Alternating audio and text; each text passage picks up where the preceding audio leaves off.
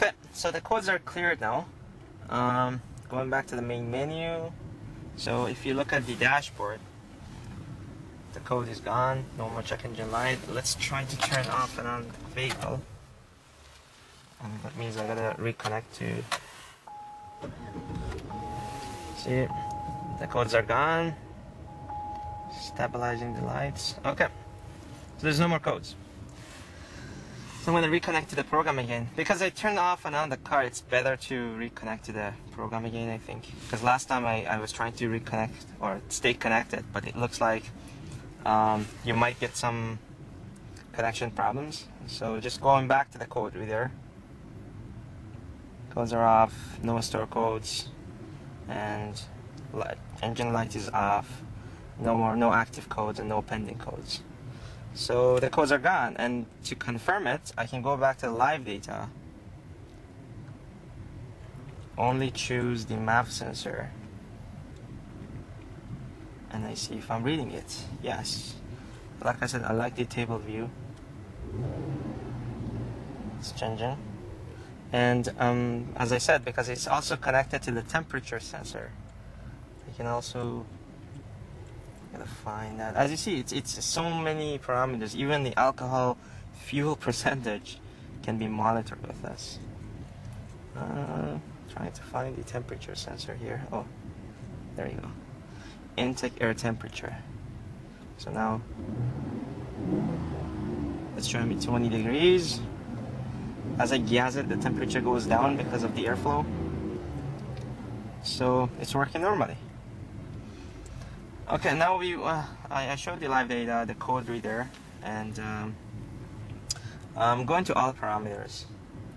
And it's actually interesting to see that these are all the, or most of them are what it's already shown in the live data, except here you can see the DTC that causing the frame was the freeze frame, which is obviously the code. Same what is the parameters that we saw before. But some stuff is actually new here. For example, time engine running, distance traveled with mil on. I actually didn't drive anything. See 0 kilometers. Which because I didn't drive anything at all with the check engine light on. Let's see another one. Let's check the time. Fuel leave input. As you see, these are the tests that's completed by ECU. And we can see the results here. I'm not gonna go through them because the way they work is that every time you start the car, the ECU automatically performs some tests in the engine, and if the results are passed, then it sends a pass message, and then you basically continue on. If it doesn't pass, then we can see the issue here, and it shows you that it's not passed. But well, for example, if I want to just choose one, even the VIN of the vehicle, because this is a brand new vehicle, it shows it. Battery voltage 13.7, and what I was trying to find here, oh, this is what I wanted. Distance since DTC cleared. So here actually, if I press this, it shows you how many kilometers I've been driving with this engine light, which is 0 kilometers. So like if let's say if you want to get a car, I thought, then you can know how many, and actually that's what they advertise for.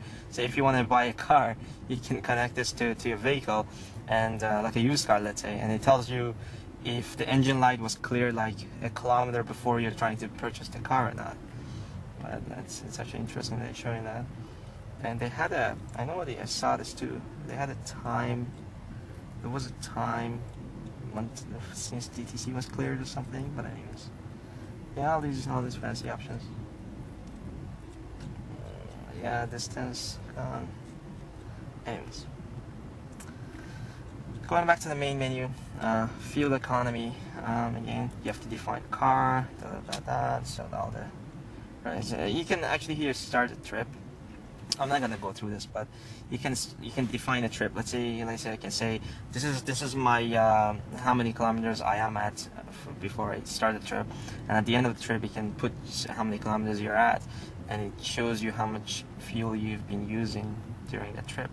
But if I go to gauge or meter, and I didn't define any trip. I'm just monitoring the instant economy. Most of the cars now, including this, if I go to the right, which is interesting to see. If you go to live reading, it shows me that I'm using 99 liters per 100 kilometers, which is not really true because the vehicle is stopped. I'm not traveling with it. It doesn't show me the instantaneous fuel consumption. But here, it actually shows me that I'm using 1.84 liters per hour. So you will know if you leave your car running for like, 1 hour, then you're using 2 liters. So you can know like how much is your idling consumption. And here it shows me how much actually fuel I'm using. So if I gas it, goes up a lot higher, right? And it monitors the distance that you're traveling, and it also monitors your average fuel consumption per 100 liters. But this was of interest to me because most vehicles I've been driving, which is like brand new ones usually, they don't show how much fuel I've been using. Very, very detailed trip computer. But anyways, you can go to summary details, even graphs of the fuel consumption and so on. Next, the freeze frames. Now I don't have any check engine light, so obviously it's not going to. There's no freeze frame stored because there's nothing obviously that I have. I cleared the check engine light, but again, you can choose any of these parameters, and you can see what was its value when the check engine light came on. So before, when I had disconnected the MAF, I put it back on now, so that's why I'm not getting a check engine anymore. If the check engine light comes on, and then let's say you're driving on a highway and then your check engine light comes on, you see you don't want to stop right away and check your parameters, or actually you lose those values at the time. Then later on you can always, before you clear the codes, you can come here and then you can see all the parameters that, if I go to menu, I can say get data, but there's no freeze frame. But if you press the get data, it shows you all the parameters, all the sensor values at the time of the check engine light. So you will know how fast you were driving, what was your RPM, what was each sensor value, and so on when the check engine light came on. So then you can compare that value of that sensor, which is malfunctioning, to the operator's manual, and it shows you what it should have been and how far you are from the actual readings and why you're off. That's it. It was I just wanted to, because I got this product and I wasn't really sure if it's going to be working. As I've noticed, there's a lot of different versions that they usually come from overseas and so on. But this was a Canadian product as they advertised it, so I just wanted to see if it works. And I was pretty impressed because, like I said, I've got many of these products and I've tested them. Many of them don't seem to be working, or they are very, very generic stuff. But this was a very detailed one that I came across. So if anyone is interested, I can recommend it. So far it's been working on few vehicles that I've tested on.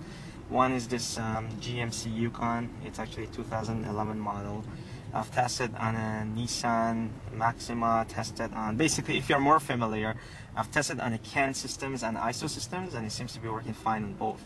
So from the standard, anything above 1996 should be working on. But as the car model goes up, as you see, more options are available to, or more sensors are available to check on that vehicle. Like this alcohol fuel percentage, if I go here, it's something that you don't usually see on older vehicles. It's a very new feature, just to see how good the gas consumption of the vehicle is and how clean the gas you put in there is. So it's all related, and you can, if you're familiar enough, you can make a good story together for the issue that you have and start diagnosing and repairing it. Very interesting. Anyways, they have. I asked them a couple of questions. I was very interested about the kind of a service that they offer, but it was the weekend, so probably tomorrow I should have some answers back. Anyways, good luck. Thanks for watching the review, and hope to have more reviews later. Bye-bye.